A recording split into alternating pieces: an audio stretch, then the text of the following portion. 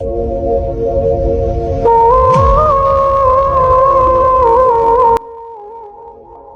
علیکم بھائی جان۔ وعلیکم السلام۔ السلام علیکم بھائی۔ وعلیکم السلام۔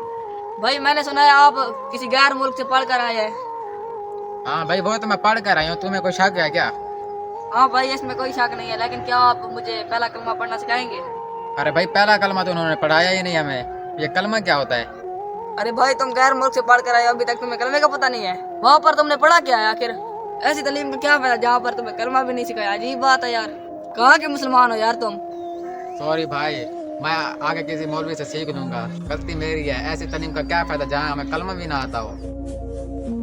ایسی تعلیم کا کیا فائدہ جس میں انسان کو کلمہ بھی نہ آتا ہو؟ ایسی ڈگری کا کوئی فائدہ ہی نہیں ہے جب انسان کو کلمہ ہی نہیں آتا۔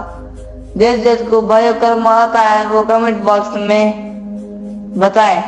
ہاں دوستو، کیا میں نے صحیح کہا؟